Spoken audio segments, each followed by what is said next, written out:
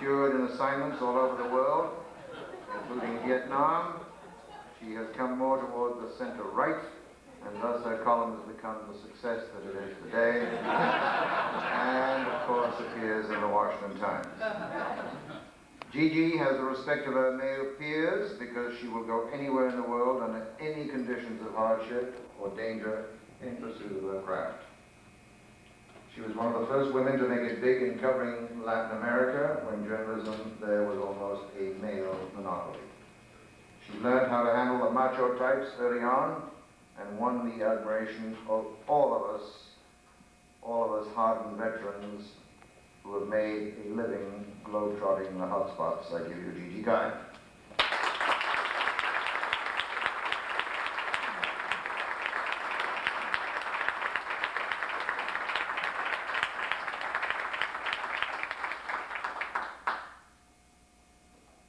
Look at me. Look at me good.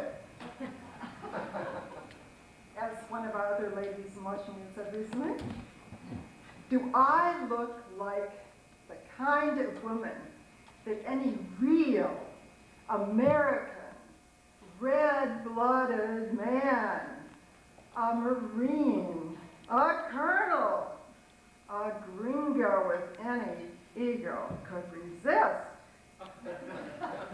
Why? When I went to interview the Ayatollah Khomeini, he was so smitten with me that I had to wear a black robe over my face.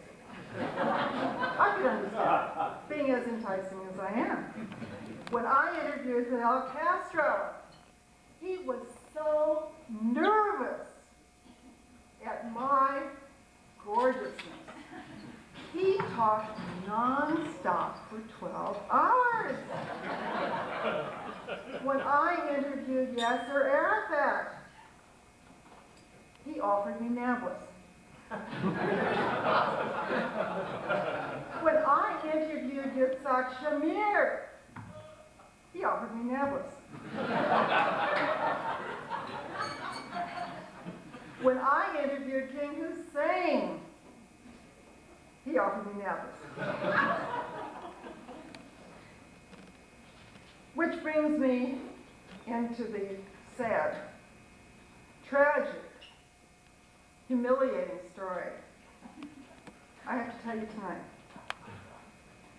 I met Jerry O'Leary in 1965 in Santo Domingo during the Dominican Revolution. Now, most people have forgotten the Dominican Revolution, but it was my first revolution.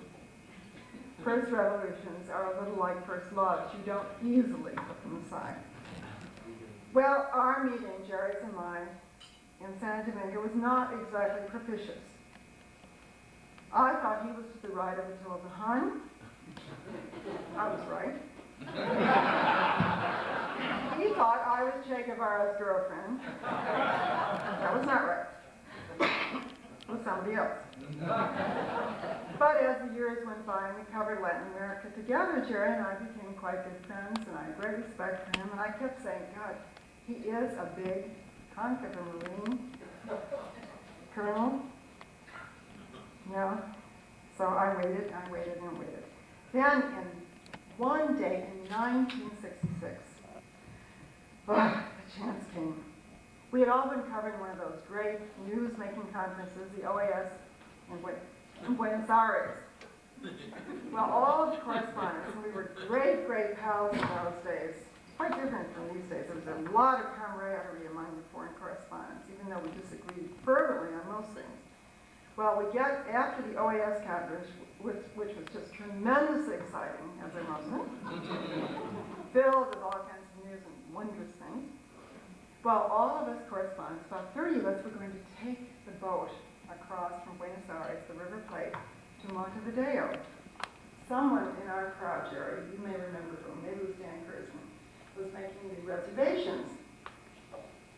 Well, we get on the boat, and I look at the list, and I am listed with Jerry O'Leary in the same cabin.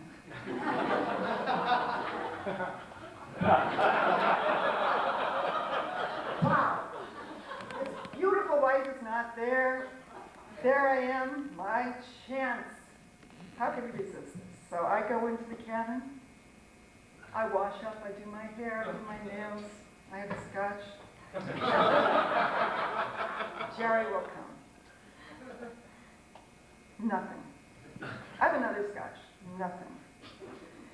So after about an hour, I think, well, I better do something. So I go to the bar. There are all of our pals sitting around Jerry O'Leary. He is sitting there looking like a very, very angry volcano.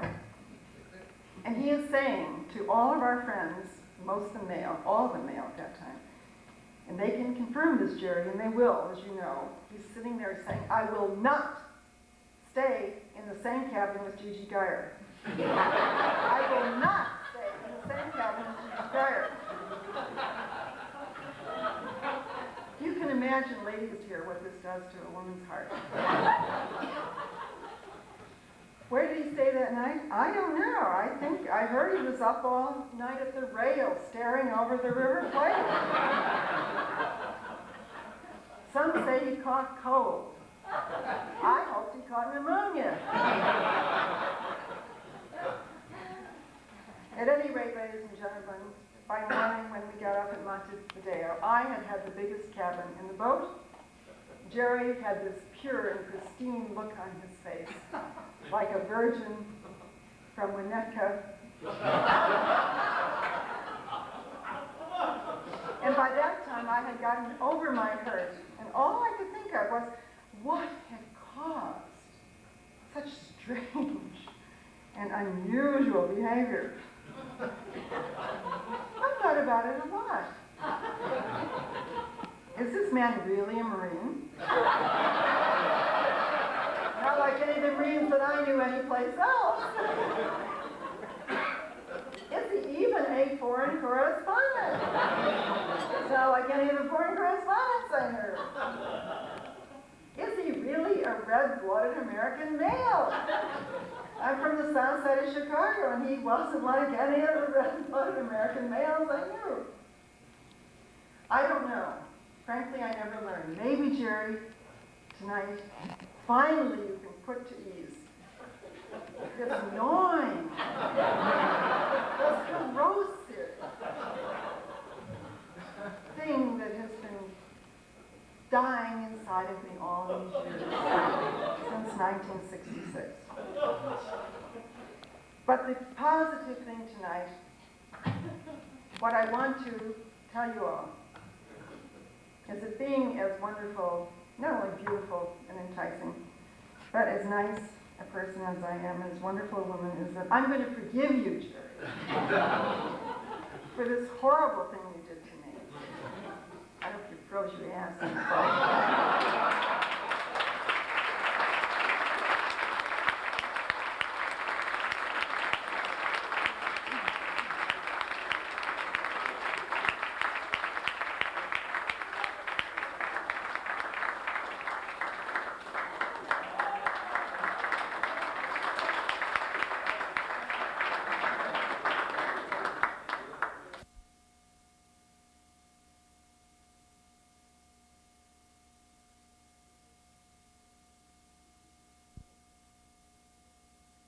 In the world do we roast Jerry O'Leary?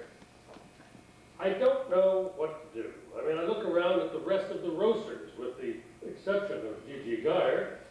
They're a scurvy lot of nasty bunch. I'd be much more at home roasting any single one of them than Jerry. I'm reminded of a remark that Maria made when someone called to wish him well when he was in a hospital. What's he going to have? What's the operation, said the caller. And Maria said, well, she said, it's a triple bypass. Oh my God, said the caller. Maria said, no. She said, I think it'll be all right, but tell me, do you think he'll have a personality change and come out like Al Haig? Well, now, perhaps if he had, we could do our job tonight.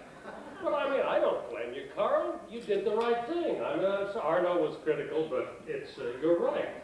I mean, the only thing that I could generate in asking around were letters of thanks. The Tobacco Institute.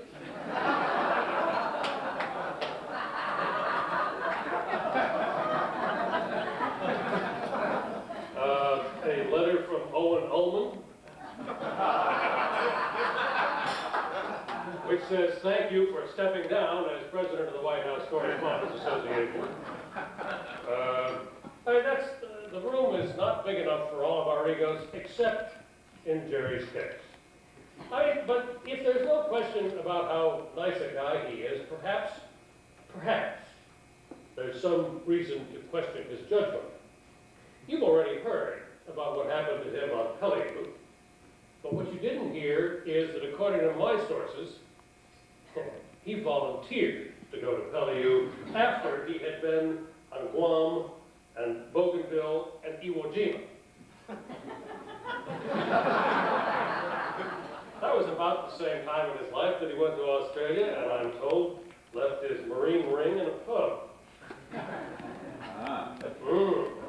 And some of you know that 30 years later he wrote a column, or I guess it was a letter, wound up as a column in Australian papers, and got hundreds of replies from women who thought that they had the ring.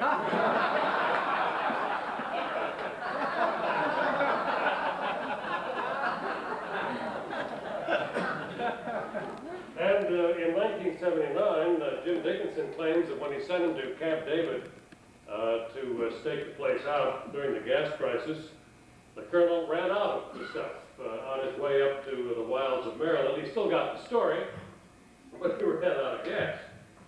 I guess, there's no reason. I mean, I'm sure he was preoccupied with the serious business of the moment. Isn't that right? Yes. Well, and when the Star folded, and as you've heard, he went to work for the NSC for Judge Clark, and gave the early counseling to Ollie and John Poindexter on press relations. I am pleased to note for this crowd that Jerry had a perfect record. He had not a single conviction for leaking, despite, well, never mind. But what I want to dwell on mainly is Jerry's demeanor, the way he comported himself at the White House, which is where I had the most regular and long-standing experience of being with him on a day in, day out basis. He was a model of imperturbability.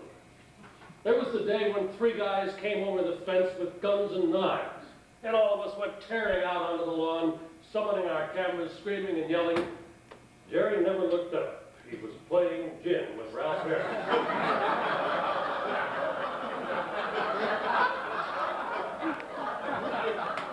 He had every confidence that they would get the SLBs, and by God, they did. And on that note, I'm a little surprised, frankly, to see Ralph Harris here tonight and Hal Kwan, because they had to give so much of their money to Jerry. You guys, are your pensions okay? No, Hal says not. I thought as much. I watched the Colonel play. I never played against him. I watched him play. He had a tactic which Schuster reminded me about. Gary Schuster was pleased to tell me that when Schuster would get way ahead in the gin game, I mean, it was a 150-point game. Schuster would be at 138, and the Colonel would be back there at 60 or 70. And Jerry would look him in the eye and say, "You know," said, "I've seen guys stay at 138 all day long." I recall the time when he went to the White House Transportation Office early on in the Reagan administration, and asked them if they could reconfigure the 747, which was going to take us overseas, to just rip out a few seats in the back so they could put in a table. A table, they inquired? Well, he said it was for switch. Now, that has no content, nothing to do with sexual freedom or anything of the sort. It's a card game. It's a card game that was played all over the world. I mean, from Beijing to Fiji to London. Switch was played in the back of the White House press charter, and a good deal of money changed hands, and it always seemed to find its way to Jerry's place on the table. I do remember once, though, when he lost a hand, and I personally observed it. Donaldson and I were just acting like the swell fellows that we can be, and we were escorting the papal nuncio through the White House press charter, Archbishop Pio Lago. We were just trying to show him what regular folks we all were and just calm any fears that he might have had about the rapacious White House press corps. We took him to the back where the swish game was underway, and we, not the players, invited him to sit down and play a hand. He did. He won.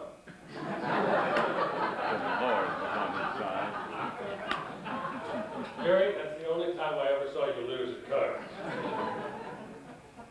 But I guess you can't really fault his judgment. He's had a long and productive life. But there are some stories that could be told, I guess. Very few people know that on one of the White House trips to California, Jerry was apparently sleepwalking and wound up somehow outside the door of his room, which had closed behind him, at 3 o'clock in the morning in his underwear. Now, we all understand that there are certain evils to strong drink. Nobody knows it better than Jerry.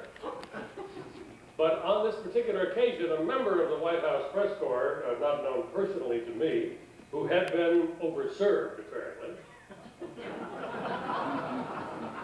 came stumbling down the hall, and Jerry entreated this guy to go to the desk and get another key to the room, which he did, letting Jerry back into the room, and the next morning, his Good Samaritan didn't remember a thing. And you thought the secret was safe. I can only say that it's a good thing he wears his underwear to bed.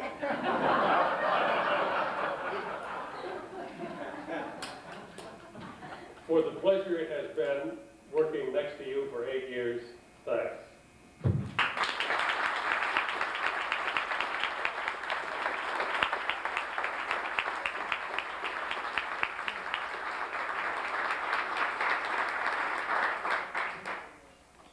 Bill.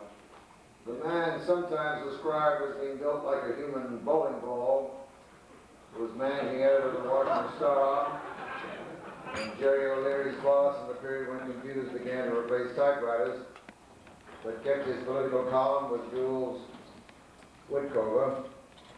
And Jack probably knows more politicians around the country than any other working reporter today. His base organization, as we all know, is the Baltimore Sun, but his home is a suitcase, and most of us chuckle with him on the Saturday Night Tape, not to be confused with Saturday Night Live. Jack DeMont.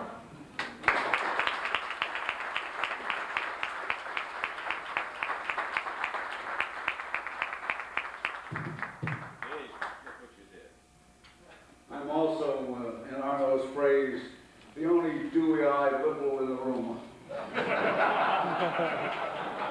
Why am I not surprised that that O'Leary was the first guy demobbed by the Marines? O'Leary and I worked together at the... does this thing make this much noise all the time, O'Leary? I think it's your tape recorder. You've blown it right to the end, right?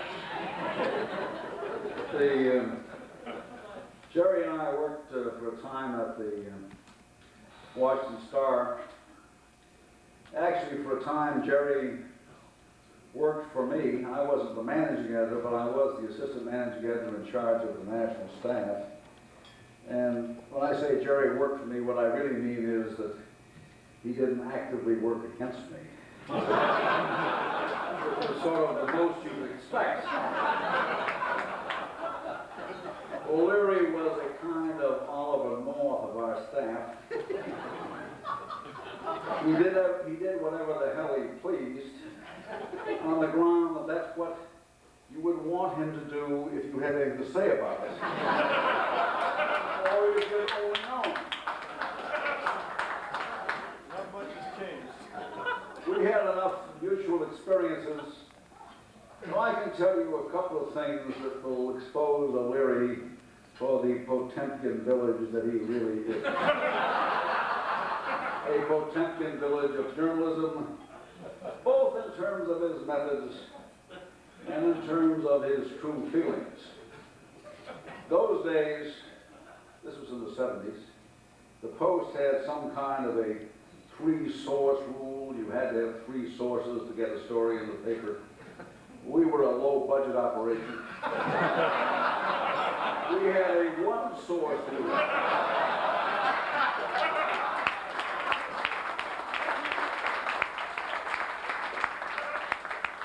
You had to have one source, and O'Leary broke the rule all the time.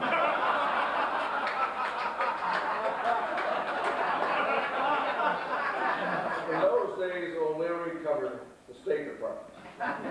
He covered it like he covered every beat, like it was a police station. And every Saturday, he would go over to the State Department in the morning, and then he would show up in the newsroom. Sometimes for my sins, I would be putting out the Sunday paper. And he would show up in the newsroom about 1 or 2 o'clock with some story based on a conversation he'd had that morning with Lawrence Eagleburger. The problem here was that there was no Lawrence Eagleburger. There never has been. If the State Department needed one, they rented a Lawrence Eagleburger. When Henry Kissinger needed a business partner, he rented a Lawrence Eagleburger. And when Jerry O'Leary needed a source, he rented one too. So much for the one source rule. The other thing I have to tell you is that I want to tell you the truth about the influences on O'Leary from other journalists. In those days at the Star, O'Leary had a desk way in the back of the newsroom, near the windows. This had a couple of advantages. One of them was that he was a long way from the copy desk, so his dark stare didn't frighten timid copy editors. He sat back there with Walter Taylor, Fred Barnes, Kenny Walker, a nest of vipers, I can tell you,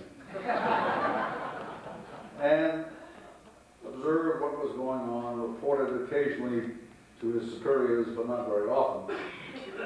The important thing about this is that O'Leary had arranged to have his desk directly outside the cubicle in which Mary McGrory wrote her column.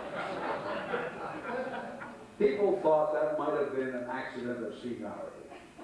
No, I know better than that. The truth is that O'Leary, this so-called tough Marine, hardly a dewy-eyed liberal, Mr. Gorgon's description, was trying to pattern himself after McGrory, both journalistically and ideologically. All these years, you thought he was a tough-thinking ex-Marine. That was the persona he tried to create. In fact, he has been a closet admirer of Mary McGrory. He has patterned his copy, his reporting style, and his whole journalistic career after Mary, and I am delighted to expose him to all of you to know.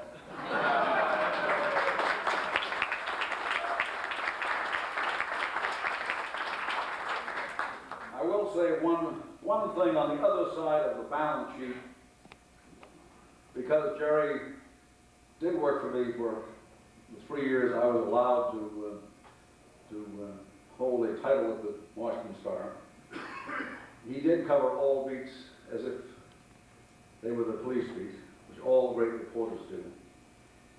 And he had a particular distinction in that staff, which was a very good staff, not very many people, but very good. He had the great distinction of being one of the people, when a story broke overnight, and we were an afternoon paper, at 6 o'clock in the morning, you could call O'Leary and say something terrible has happened in West Virginia. And you could count on him to get on a plane and to call you in time for the second edition and to deliver 600 words on that story. He was a professional reporter, even if he didn't always meets the one source rule.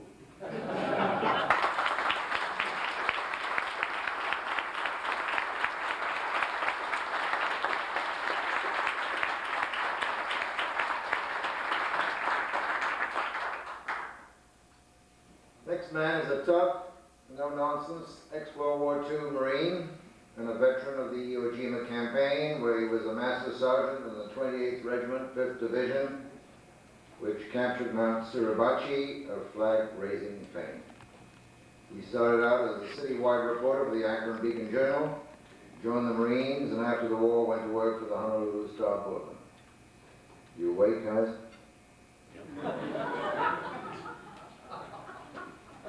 He, like General MacArthur, decided he liked the Far East better than Ohio or Chicago, and was for upwards of 30 years in the same frame of mind.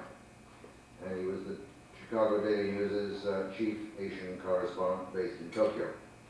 He covered the Korean War from start to finish, won a Pulitzer Prize, covered the Vietnam War, I think from start to finish too, and his Vietnam War reporting will always, at least in my judgment, be remembered as among the very best of the all-time greats. I give you Kai's Beach, an old and dear friend.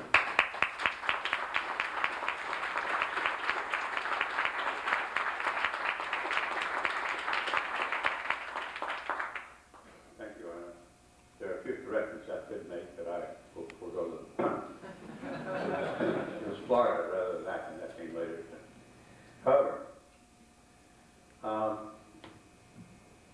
several people here tonight have said that they wouldn't be here except for O'Leary. I can say that I am here despite the fact that I knew O'Leary. O'Leary, I have known probably longer than anyone in this room.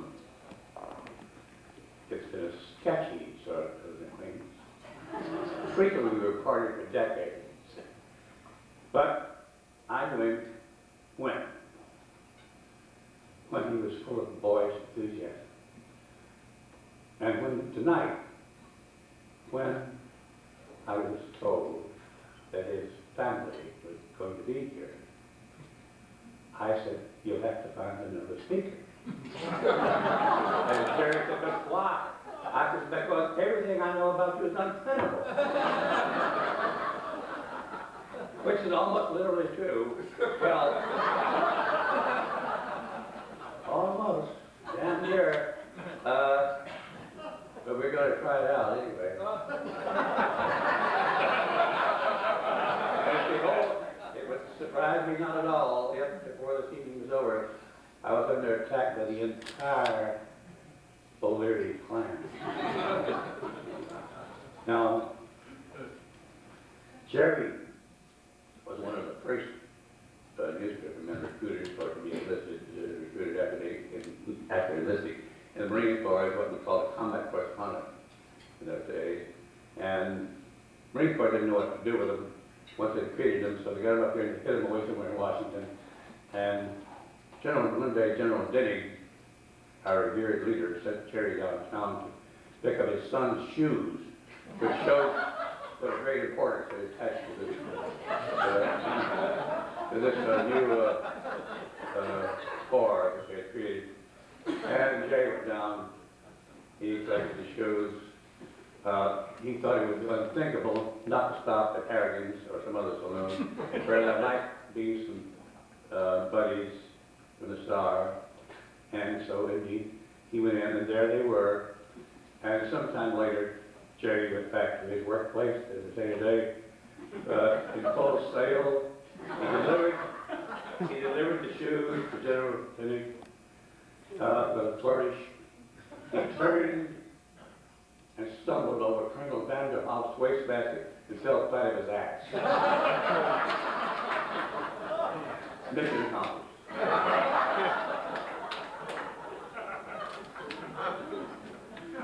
Now,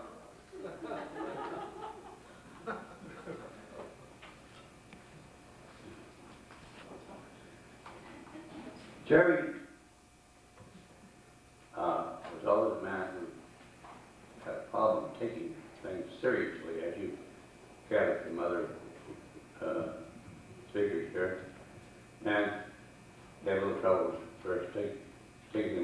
seriously, or the whole war effort, and a few things like that. And when he was asked where he would like to be assigned to if he had his druthers, he said Northern Ireland, South America, and the Virgin Islands, which he regarded as a challenge.